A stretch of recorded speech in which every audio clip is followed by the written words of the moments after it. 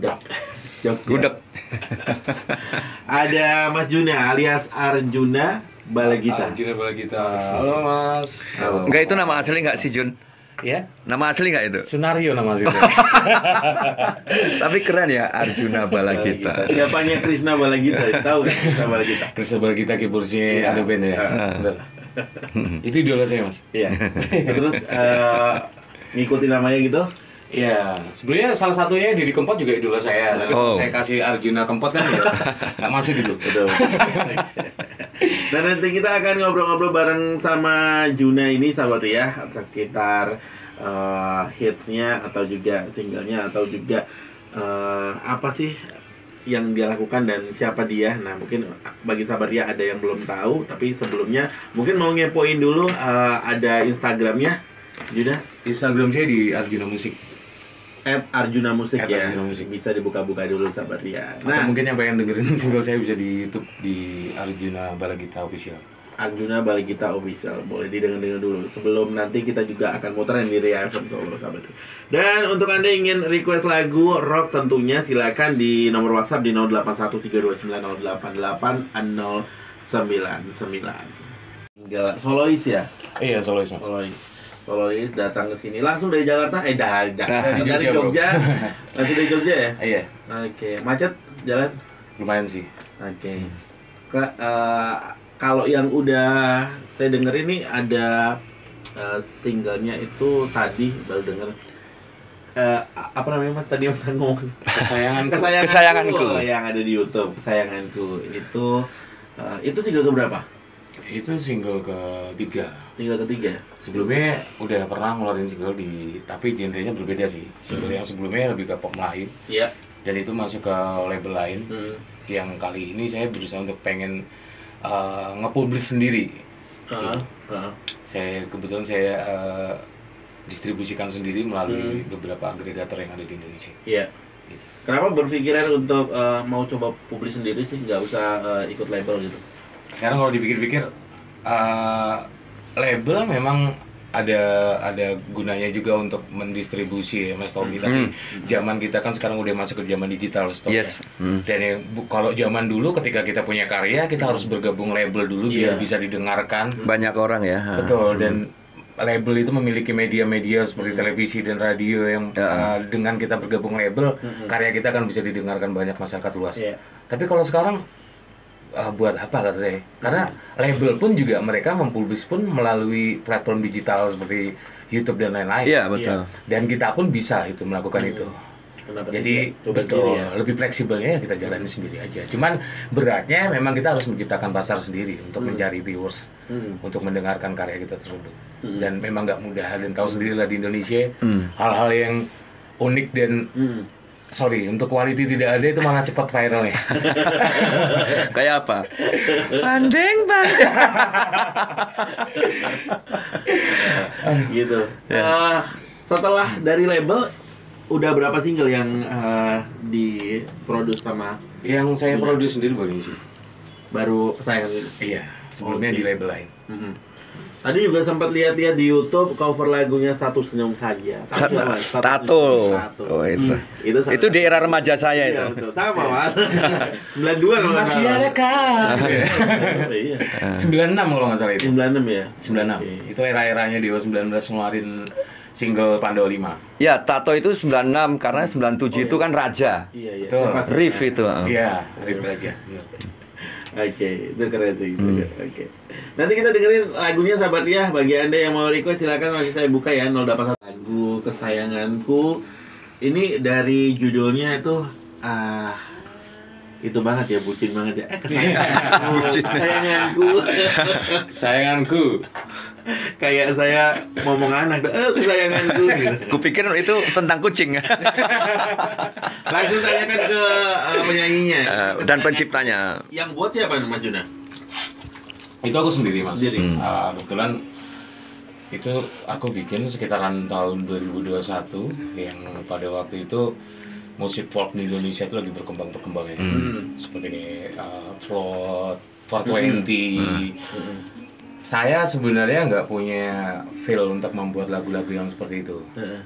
Cuman coba sekali-sekali bikin lagu pop yang nggak harus, selama ini kan lagu-lagu pop di Indonesia identik dengan yang cengeng, yang mendayu-dayu, Melayu banget. Aku pengen coba bikin lagu pop yang ini keluar dari jalur yang ada di industri. Terus kenapa aku kasih judul Kesayanganku? Karena kalimat kesayanganku tuh banyak digunakan banyak orang. Gitu. Aku ya pengen ketika orang tahu tentang mendengar kalimat kesayanganku, ingat lagu tersebut gitu. Cuman ini masih aku ngerasa kayak sebenarnya kayak kurang puas untuk lagu ini, karena menurut aku lagu ini sebenarnya lebih pantas dibawakan oleh seorang cewek daripada cowok. Pertama dari karakter saya juga enggak wah ini orang tatoan kok bawain lagu kesayanganku. Gitu. Dandanan pang. Tak tutup loh tatoku. Tapi gimana ya Mas ya, kalau berbicara soal industri, kita nggak bisa idealis Indonesia. Contoh seperti ini, kayak kita suka dengan lagu-lagu heavy metal, lagu-lagu slow rock. It's okay kalau di tahun 80 itu masih bisa dijual, tahun 90-80. Tapi kalau sekarang kita mencoba untuk idealis membawakan lagu-lagu yang seperti itu, mungkin beberapa kalangan tertentu masih bisa nikmatin. Tapi kalau untuk anak-anak muda, apalagi yang mereka di jalur kayak TikTok, saya rasa berat kita untuk mengedukasi mereka untuk musik-musik seperti itu. Betul sih. Tapi sebenarnya lagu ini bagus loh, Jun. Ya bagus. Bagus gitu. Artinya ini kan lagi trennya anak senja ya. Anak senja. Anak senja tuh melo tanpa sebab. Jadi banding-banding. Oh gitu. Anakku tuh umur 6 tahun tuh sampai apal Mas gitu Mas. Dibanding-banding gitu. Iya, fenomena itu momen kayak gitu, terlebih kemarin 17-an di Istana Negara, wah benar, udah luar biasa. Terus jadi duta itu apa? Duta apa itu? Duta apa ya? Duta salon seven. Nanti dicari. Duta rumah makan ya? Duta kekayaan intelektual. Oh iya. Oh gitu ya? Itu. Iya, sorry itu saya kayaknya agak salah juga. Ya kalau salah nggak apa-apa. Ini kan biar kalau ada yang ngoreksi kita diskusi di sini. Nggak apa-apa. Aku lebih setuju kayak lagu-lagu Post, lagunya Gombloh yang bercerita tentang kebangsaan itu lebih pantas sebenarnya kalau dijadikan. Kalau dibilang duta kekayaan intelektual itu kan setahu saya kekayaan intelektual tuh orangnya bikin lagu gini. Sedangkan yang dia bawain itu kan lagunya Abah Lala ya. Abah Lala. Aku malah baru tahu Mas, tak kira itu lagunya Denny Caknan. Iya, saya pikir juga lagunya Denny Caknan itu. Nah itu. Oke deh, nanti kita bahas lagi. Abah Lala. Baru denger aku.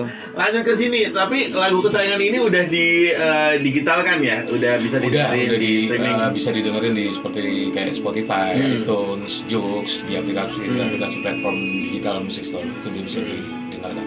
Oke.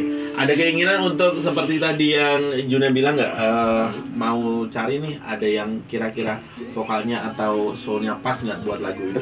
Buat di remake. Kenapa saya belum memproduksi video klipnya? Karena saya ingin lagu ini sesuai dengan apa yang saya harapkan. Dibawakan seorang cewek dan memang harus video klipnya bicara soal sekarang ya, yang lebih ke visual ya, seperti kita bilang tadi visual. Jadi kita bukan cuma menjual audio aja, kita juga harus menjual kayak konsep video klip yang menarik ditonton orang. Itu lebih banyak sekarang kayak gini Mas. Lagunya bagus, tapi video klipnya jelek. Lagu itu nggak naik. Banyak yang video klipnya bagus, lagunya biasa-biasa aja naik. Sekarang tuh video klip lebih ke apa ya, kayak film pendek. Betul. Itu lebih menarik juga. Kadang-kadang lagunya ya nggak begituan juga sih, tapi video klipnya tuh kayak film pendek, jadi malah ngikutin sampai habis. Ngikutin dan kadang-kadang juga kayak Juicy Luicy itu juga bersambung. Iya, tema-tema sinematografi ya. Jadi bersambung antara lagu ini, kemudian ada lanjutannya lagu ini gitu. Ya kalau soal lagu-lagu yang tematik itu memang tahun-tahun 70-an sudah ada ya. Artinya kalau kita mendengarkan lagunya Mary Lyon di tahun 85, album Misplaced Childhood itu, satu album itu terkait. Jadi kalau kita mendengarkan albumnya Mary Lyon itu yang Misplaced Childhood itu nggak bisa kita ambil satu lagu terus dipotong itu nggak bisa, harus urut dari 1 sampai 7 itu harus urut. Tematik. Banyak lagu-lagu Iron Maiden juga seperti itu sih. Jadi satu album itu saling terkait ya Mas, dari lagu pertama, lagu berikutnya saling terkait alur ceritanya gitu ya. Selain alur ceritanya terkait, musiknya itu nyambung. Benar. Jadi kalau di dalam progressive rock itu ada chapter. Jadi misalkan lagu judulnya apa kayak misalkan Rush itu nanti judulnya apa itu ya. Misalkan nanti chapter 1 2-nya itu sudah per sub bagian dari lagu itu. Gitu. Makanya sampai satu lagu itu panjangnya 21 menit. Gitu. Biasa sih seperti itu. Udah diniatin dari itu, niat Mas. Diniatin bikin albumnya ya gitu. Ya, itu tapi keren. Kadang-kadang musisi sekarang atau band sekarang tuh tidak memikirkan hal itu sih. Di Gentleman kan ada itu lagu yang Johnny itu di kafe di sebuah bar dia membunuh seorang preman. Nah, premannya saya bikin lagu itu. Itu yang nanti di lagu Jenggo itu. Gitu. Iya, udah dibahas kemarin ya. Ya udah dibahas kemarin. Yoswardi nggak ada. Oke, nih yang udah masuk ada Mas. Bukan sedikit, banyak berbeda dari lagu yang kesayanganku tadi ya. Oke, sampai mati ini lebih ngerok juga, lebih ngerok. Ini kemarin bikinnya lebih ke Japanese sih Mas. Japanese Stress. Ini yang itu ya yang masuk di label. Enggak, yang masuk di label itu malah justru pop Melayu Mas. Yang pop Melayu. Pop Melayu. Pop Melayu itu maksudnya koplo atau apa itu? Enggak. Soalnya Juna ini kan sukanya bikin koplo dulu pernah mau ngirim apa itu penyanyi koplo apa siapa itu dulu? Dulu aku pernah kayak gini Mas, berbicara soal masalah selera musik ya. Ada beberapa genre yang aku nggak suka dengan musik seperti itu. Tapi pada akhirnya malah justru yang seperti itu ngasih makan buat aku gitu, ngasih rezeki buat aku. Sama sih Mas. Tapi kalau untuk pribadiku jujur aku nggak suka buat dengerin seperti itu asli Mas. Tapi nggak apa-apa sih, artinya sebagai seorang seniman dia harus bisa berkarya dengan versi lain juga. Kalau aku bisa bikin lagu dangdut ya pasti aku bikin lagu dangdut. Tapi gitu. Setia Sampai Mati ini kalau menurutku ini musiknya musik band nih, musik band. Band, format band. Juna pernah band nggak sih? Pernah dulu bikin band namanya unik sih, The Arjun namanya Mas. Cuman band itu Arjun itu pernah di TV ya keluar dia kan ya? Belum ya? Dulu pernah Mas. Iya pernah kan kayak kok ada klipnya kayak Arjun itu ya. Kita pernah main juga dulu di Hong Kong, pernah main di Singapura juga. Cuman buat aku susah untuk menyatukan pemikiran banyak personil. Apalagi kalau orang radio pasti tahu deh Arjun. Susah untuk menyatukan beberapa pikiran banyak orang. Aku lebih nyaman jalan sendiri sih. Ya kalau konsep aku ya band itu mau berapapun personelnya jangan disatukan, tapi bagaimana kita bisa menggembala pikiran mereka gitu. Kalau di bandku gitu, kamu boleh berpikir apapun tapi kamu pada batas tertentu harus ikut aku. Gitu. Iya kan gitu. Nggak bisa disatukan, pikiran tuh nggak bisa disatukan. Tapi bagaimana kita bisa membatasi pemikiran liar mereka gitu aja sih. Itu. Iya. Kalau lagu ini juga udah didigitalkan, udah di belum Mas. Lebih duluan ini kan sama kesayanganku. Lebih duluan ini, benar. Duluan ini. Cuman kalau aku lihat untuk di pasar industri kurang pede sih buat ngeluarin lagu-lagu seperti ini. Aku pernah bikin lagu itu judulnya Ngumbi Ciu Mas. Tapi karena Jawa. Iya, di YouTube. Kalimatnya kasar. Aku pernah nawarin dulu ke Mas Tommy. Iya. Cuman kayaknya untuk radio banyak yang nolak itu karena Jelas. Enggak, karena kan radio kita kan ini kan family station kan. Enggak mungkin kita juga harus membatasi untuk hal seperti itu. Radio lain juga Mas kena KPID itu. Oke, kalau itu aku nggak tahu. Herannya gini, kayak Randy Jack dia pernah lolos di Solo Radio. Padahal tahu sendiri liriknya Randy Jack seperti apa. Atau musik-musik hip hop. Randy Jack. Randy Jack. Oh, dia tuh kayaknya hip hop Solo. Iya, dia kayaknya di Lavola itu ya. Saya nggak kenal itu, berarti nggak penting itu di Solo. Enggak, saya nggak ada urusan gitu. Iya. Kalau saya nggak kenal berarti nggak penting. Oke. Lagu ini bercerita tentang kalau Setia Sampai Mati ya berarti ya percintaan ya tetapnya. Percintaan. Apa lagu-lagu dari Arjuna itu lebih ke banyak percintaan atau ada tentang mayoritas percintaan, cuman ada satu lagu yang berjudul Hujan di Kota Jogja. Nah, itu ini. lebih ke kayak memotivasi. Itu bagus itu. Bukan bercerita tentang kota Jogjanya loh ya, cuman lebih ke kenangan kehidupan orang-orang yang di situ. Itu pernah sekolah. disiarkan di sini kan, John? Pernah. Jun? Pernah, Mas. Iya kan? Dan itu pernah menjadi salah satu 4 tahun yang lalu ya kayaknya. 4 tahun yang lalu. tapi iya, benar-benar. judulnya bagus loh, Hujan di Kota Jogja. Iya, bagus. Bikinnya Solo ada Hujan di Kota Solo. Hujan di Kota Solo. Atau Gerimis di Kota Solo. Itu pernah gitu disiarkan di situ. Mungkin kalau filenya nggak diganti udah ada itu. Oke, udah ganti Mas. Udah ganti semua. Hujan di Gilingan kayaknya lebih komersil. Waduh, lumayan mantanku ya gitu kan. Oke, ada Mas Laron yang masuk nih. Hai Mas Laron. Mas Yos, Mas Tommy, request lagunya God Bless Maret 1989. Salam buat Mbak Tari, Mbak Amping, Bu Tuti Agus, Mbak Nita, Mbak Yunusuan, Mbak Uut, Mbak Wagianti, Mas Ledi, Mas Purwanto, Mas Utris, Mas Nik, Mas Wicaksono, Mas Hanif, Opa Dodo, Pak Sukana, Pak Antonius, Lek Tindi, dan sahabat Ria semuanya aja yang pada lagi dengerin Universe Rock. Terima kasih Mas Laron. Lagunya sudah saya siapkan habis ini, dan kita akan jeda perpindahan jam ya. Nanti kita akan balik lagi. Stay tune sahabat Ria di Universe Rock. Kedua kita di Universe Rock, Mas bareng Yuswa Ardi, Mas Tommy di sini juga Arjuna Balagita yang sudah jauh-jauh dari Jogja nih. Tadi saya udah puterin lagu dari Kidnap Katarina ya tadi. Kidnap Katarina. Biru ya? Anang Hermansyah ya. Anang Damon itu anaknya Mas Tony Kuswoyo. Iya, tadi di request oleh Bunda Sisi. Request lagunya ini, salamnya buat Mbak Emping di Jagalan, Bunda Tuti Agus, Mbak Wagianti di Palur, Mbak Martini depan UNS. Makasih. Dikasih tahu alamatnya. Oke, lengkap ya. Jadi para pendengarnya ini Rock nggak abal-abal, memang benar-benar pendengar rock banget ya ini ya. Iya, karena ada RFC ya, teman-teman dari RFC Radio Fans Club.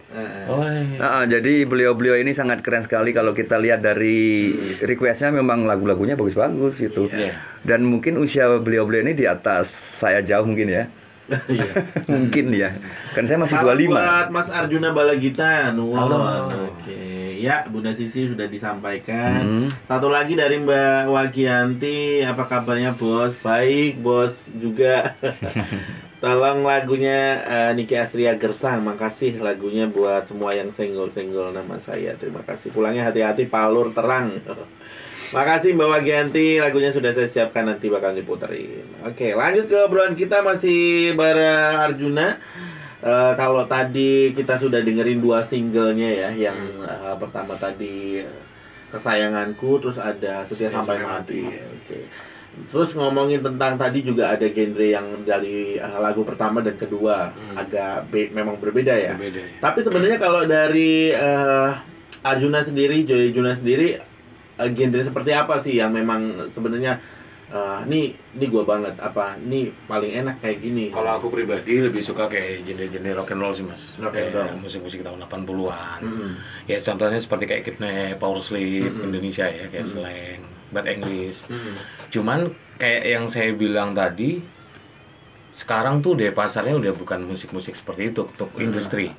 Kalau saya berbicara soal untuk profesi, untuk kita untuk makan, komersil ya. Iya, kita harus berbicara soal komersil. Kenapa di setiap lagu-lagu saya genrenya berbeda-beda? Karena saya pernah mencoba untuk lagu rock kayak yang Setia Sampai Mati, ketika saya tawarkan ke label itu nggak diterima. Tapi ketika ada lagu pop Melayu yang saya bikin waktu itu tuh malah diterima sama dia, dan sampai di Singapura juga untuk produksinya itu, video klipnya, saking supportnya dari labelnya tersebut. Cuman ya kembali ke selera masyarakat ya Mas, nggak bisa ditebak juga. Kayak di Indonesia tahu sendiri lah, kalau zamannya lagi reggae semua, hampir band reggae semua.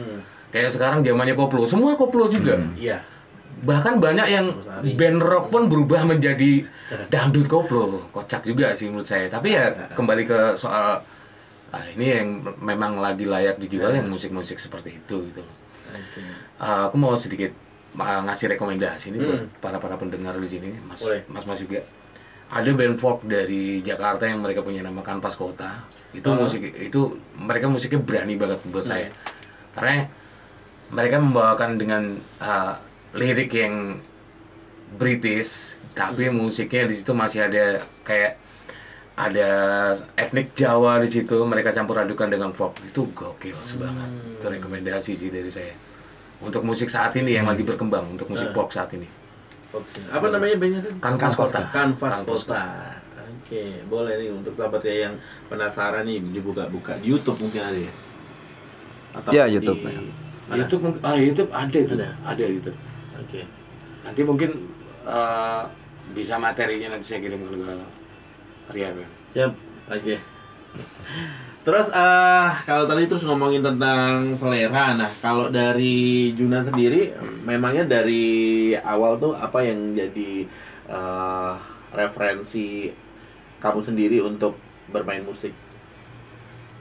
Yang menjadi referensi malah justru waktu saya kelas 1 SMP pertama kali kenal musik itu malah zaman dulu ya Mas ya. Saya kan dulu tinggal di Kalimantan. Itu musik yang berkembang di sana tuh musik-musik Malaysia. Kayak Sting, Slam, terus Indonesia itu masih zaman-zamannya kayak Stinky. Tapi UKS ya zaman dulu juga UKS. bener Mas, Yukis. tapi adrenalinnya anak band zaman dulu sama sekarang tuh jauh beda Mas. Dulu Gimana tuh kita bedanya? sampai kita mau latihan band itu bablasin uang semester, Iya, terus iya. bongkar apa tabungan buat Iya. kita bisa ngeband. Tapi apa ya Mas ya, tanggung jawab kita sebagai anak band itu benar-benar dibuktikan anak-anak sekolah zaman dulu Mas. Betul. Kayak ikut festival, nggak ada yang berpikiran zaman dulu recording. Iya. Anak zaman sekarang Iya, dia iya. belum pernah ngeband, tahu-tahu punya uang langsung recording. Atau recording belajar di rumah. Nah, itu dia Mas. Itu yang membuat sorry nih kayak industri pun sekarang sedang populer dengan musik-musik cover. Bahkan Iya. banyak label yang mereka punya karya-karya original sebenarnya. Kenapa mereka nggak nge-push itu?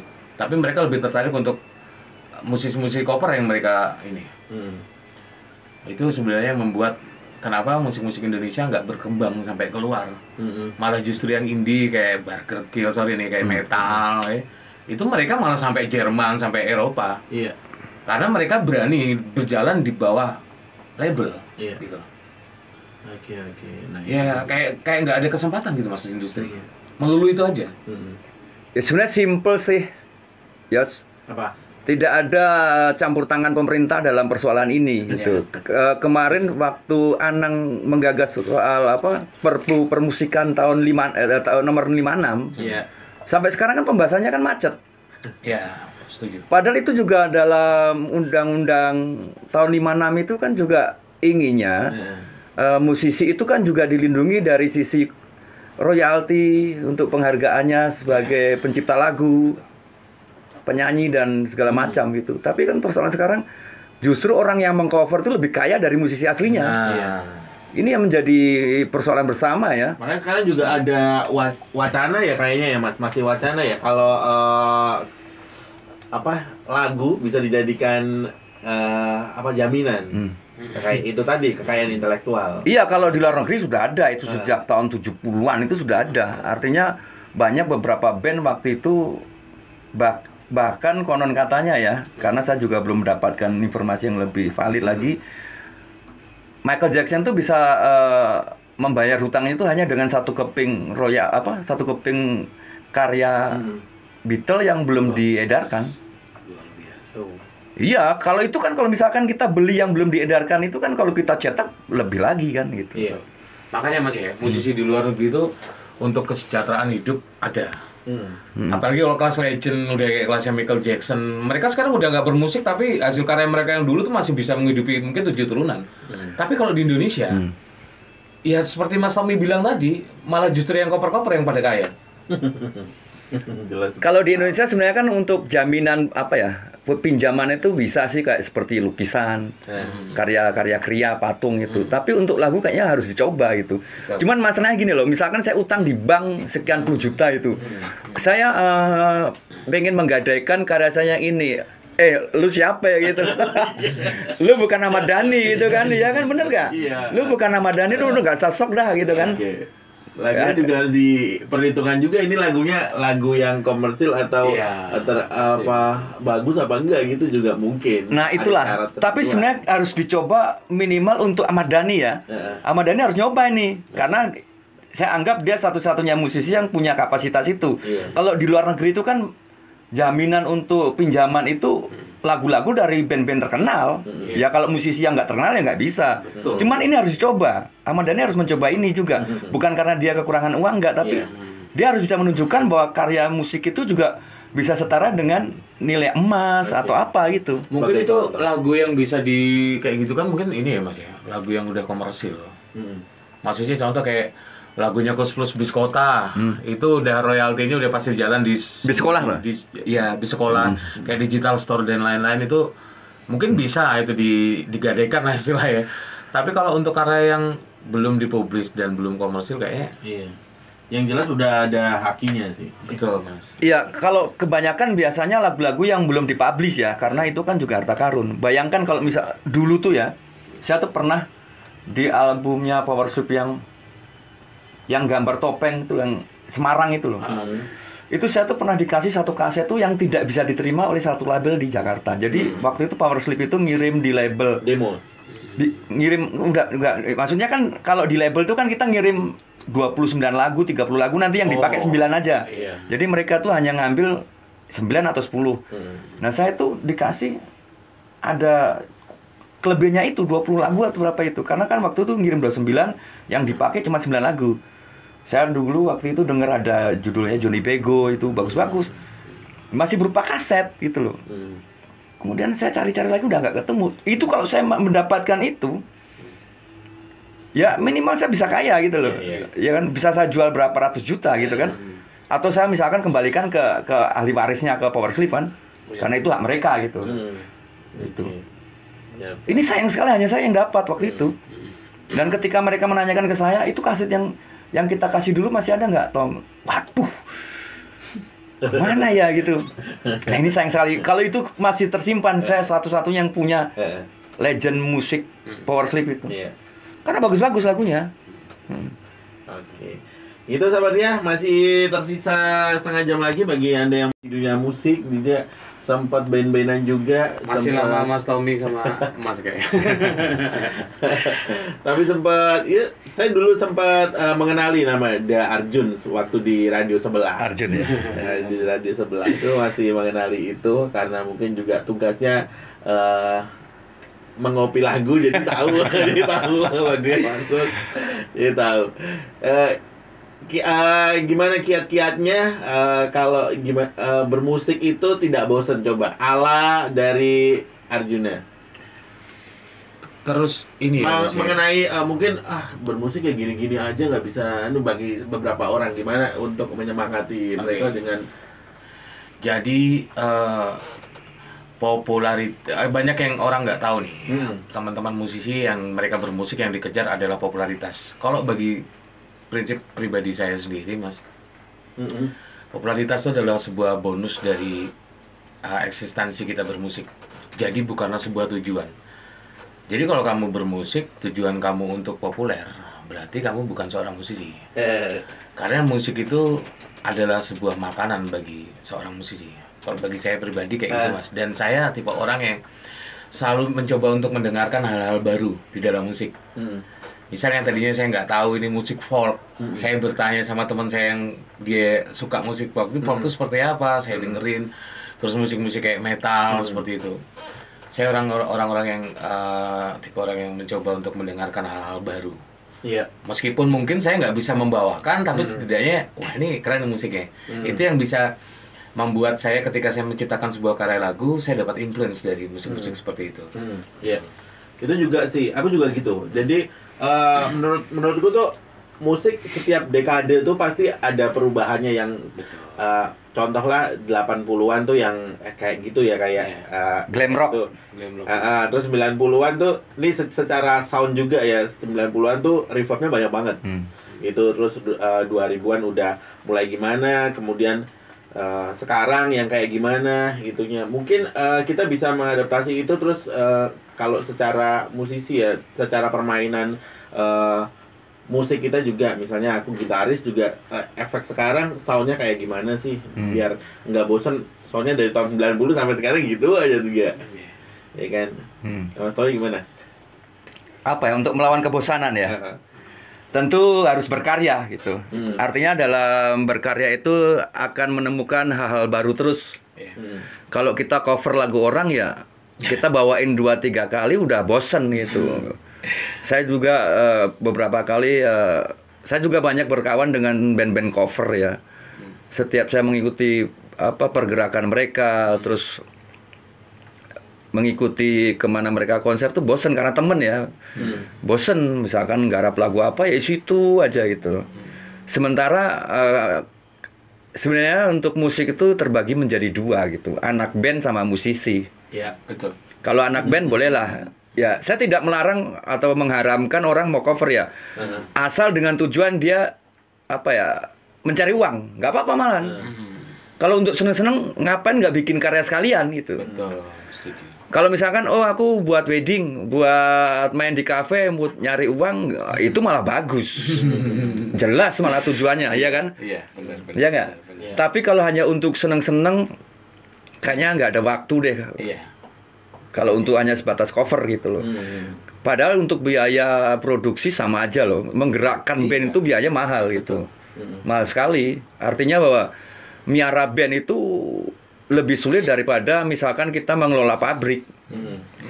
Misalkan saya seorang yang memiliki 25.000 karyawan ya. Saya punya staff, saya punya banyak divisi yang bisa saya nggak suka sama staff saya, direktur saya pecat. Banyak yang ngantri. Iya nggak? Tapi ketika saya nggak suka dengan basis saya, drummer saya, gitaris saya nyari pengganti sulit. Gitu. Atau misalkan kalau kita mau nyari inspektur upacara, dia sakit banyak pengganti gitu loh. Kalau salah satu dari personel band kita sakit, kita bisa batalkan konser. Betul. Itu biasanya gitu. Memang sulit sih mengelola band, itu lebih sulit daripada mengelola perusahaan, mungkin loh ya, mungkin gitu. Karena memang kita nggak bisa serampangan ambil keputusan yang tidak bijaksana gitu.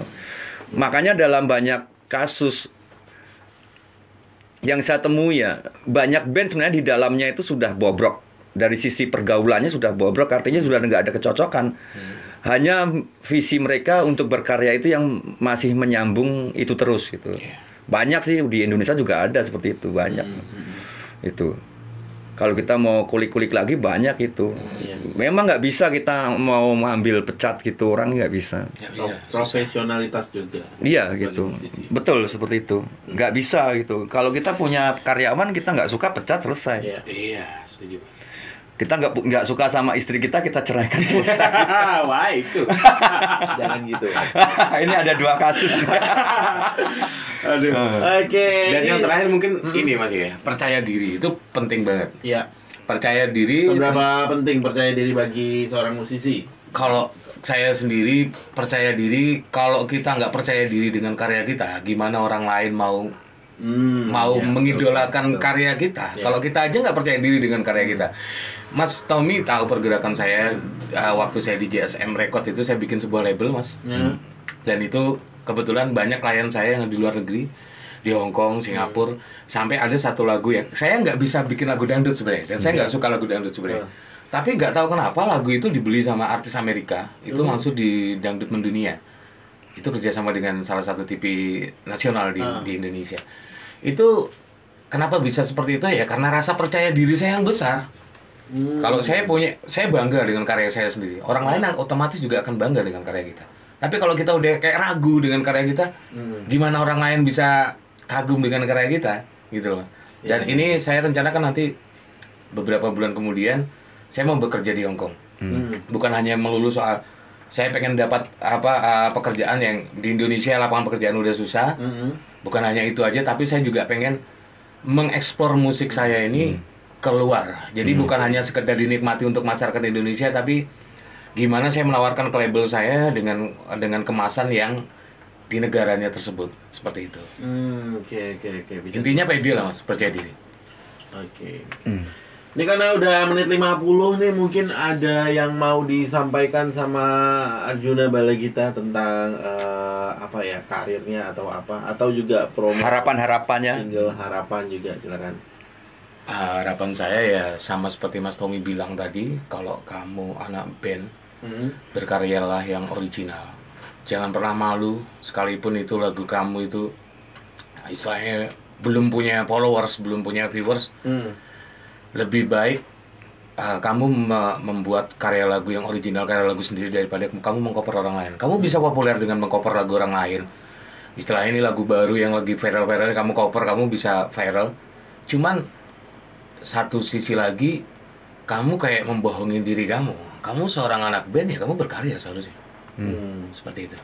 Kalau dari aku pribadi itu aja sih, Mas. Siap. Dan tentunya untuk sahabatnya yang mau mendengarkan lagu-lagu dari Arjuna Balagita ini bisa cari di YouTube ya. Udah ada tadi Arjuna Balagita official apa? Iya, Arjuna Balagita official, Mas. Oke, dan Instagramnya di @arjunamusic. Oh, masih ingat saya. Oke. Terima kasih untuk sahabatnya semua yang sudah stay tune, sudah mendengarkan Universe Rock bareng saya Mas Tommy dan juga Arjuna di malam hari ini, di hari Rabu 24 Agustus 2022. Saatnya saya untuk pamit, tapi sebelumnya saya bacakan dulu, udah masuk hampir aja lupa. Udah dibaca belum sih tadi? Yang udah mana? ya, Senjakala Kehidupan dari iya. Sinajoy. Oke. Mbak Amping juga request Nazareth Love Heart ya, untuk Mas Tommy, Mas Yus, dan Mas Arjuna. Salam metal. Oke, terima kasih Mbak Amping. Untuk sahabatnya semuanya, tetap jangan pindahkan channel Anda karena besok kami akan mengudara tepat pukul 6 juga. Jadi stay tune di 98,8 FM Solo, part of KG Radio Network. Semangat berjuang, kuatkan persatuan untuk bangsa.